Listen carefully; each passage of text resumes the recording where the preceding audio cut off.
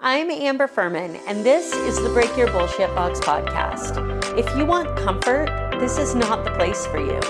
If you're ready to understand what makes smart, capable, successful people, including you, keep repeating the same patterns, this show breaks down human behavior, drawn from real conversations and years of studying what makes people create change, so that you can make better decisions, have better conversations, and get better results. So let's dig in and break the bullshit that's been running the show. Today, I'm super excited to dig in and talk to you about your prices. I know that's not what you expected me to say, right? That's actually not what we're going to talk about at all. We're not going to talk about whether your prices are too high or too low. We're not going to talk about what the market will bear. We're not going to talk about the economy and what your competitors are charging. What I actually want to talk to you about is what happens inside of you the moment you decide to charge someone.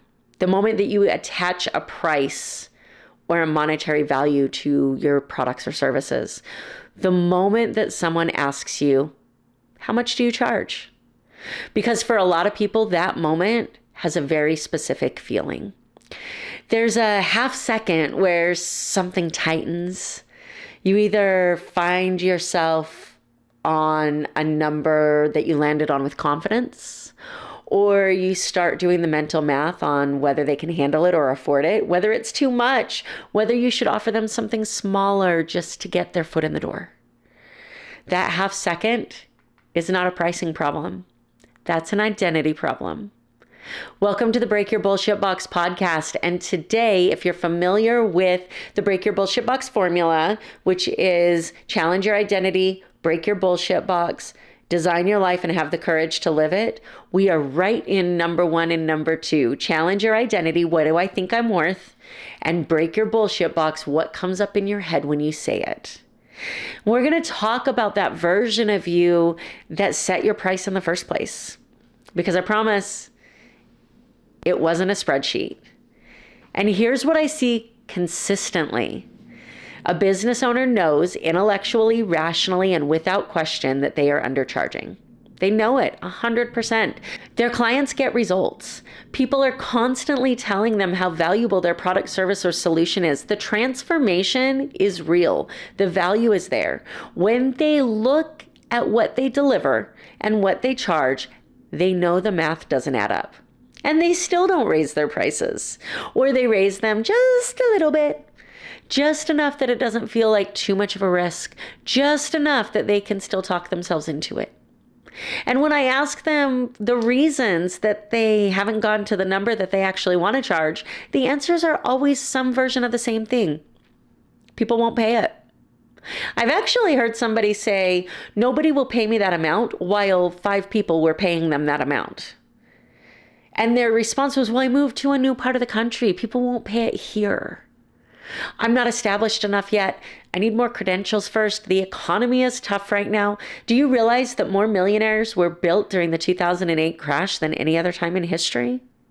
The economy doesn't matter. Not as much as you think it does.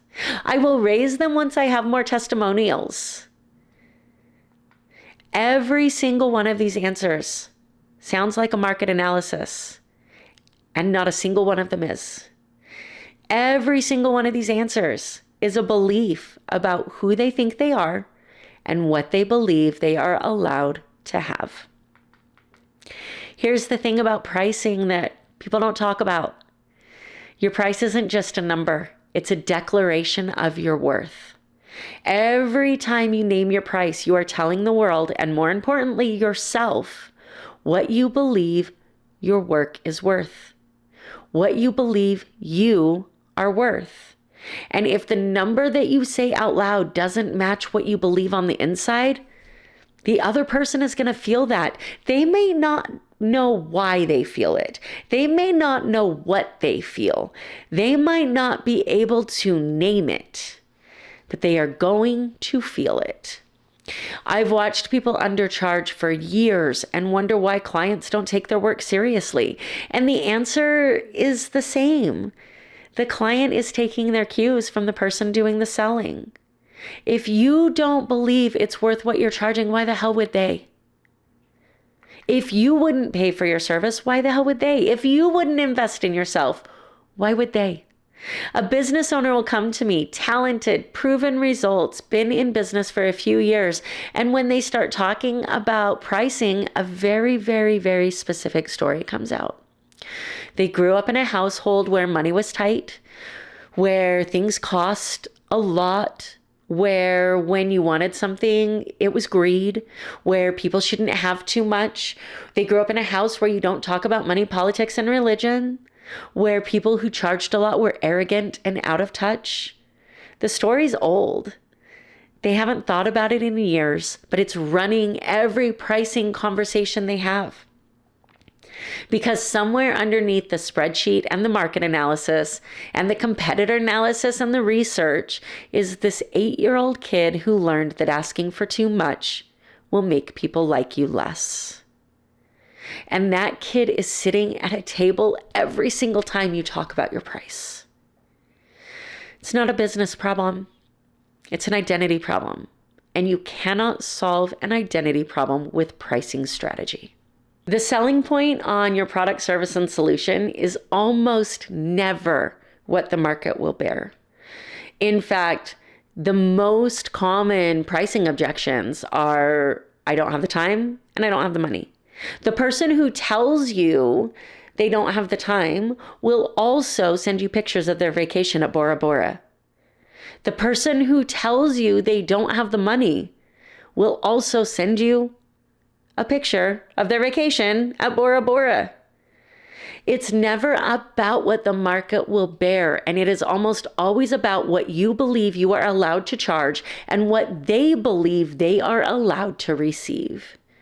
And what you believe you are allowed to charge is built on an identity that was formed long before you started your business. This work is not to find a better pricing structure. This work is to look at the identity that's running the structure you already have. Think about that number that you actually want to charge. Not the safe number, not the number that you've been talking yourself into. What is the real number that you know you're worth? When I first started coaching, I charged $500 an hour as an attorney. And when I first started coaching, that was my ceiling. I can't charge more than that for one-on-one coaching. An attorney charges way more than a coach does. Do you realize there are coaches out there that charge $150,000 a year to work with them? And here I am saying, I can't charge more than $500 an hour. I can't charge more than $2,000 a month. I can't charge more than $24,000 a year. So here I am with years and decades of knowledge. Here I am with testimonials and client results that match some of the best in the business. And I'm charging $2,000 a month when they're charging $20,000 a month, $30,000 a month. The price that makes you a little bit uncomfortable when you say it out loud is the price that you get to dig into. If you're somebody who is ready to examine what is actually driving your business behavior, what is actually driving your pricing decisions, and what is actually driving your sales conversations, head over to successdevelopmentsolutions.com and book a time on my calendar so that we can dig in. Because you can ask yourself, who do you want to or need to be in order to charge those numbers from a place of confidence? And what does that version of you believe about the value of your work, about your own worth, and about what you deserve to earn? And then ask yourself honestly, is that who you currently believe you are? Is that who you are showing up as? Because if there is a gap between the price you want to charge and the identity that you're currently living in, the gap will always win, and that gap is your work. Not a new pricing strategy, not a new sales script. The identity has to expand to meet that price, and that is exactly the work that we get to do. Your prices are not just a business decision. They are a mirror that reflects what you think you are worth and what you believe about yourself, what you've learned about what money does and what it creates in families. not what you've learned, not what you know intellectually, not what you would tell a friend who is undercharging, what you actually believe deep down about whether or not you're worth it. And that belief is changeable. I've seen it happen over and over again.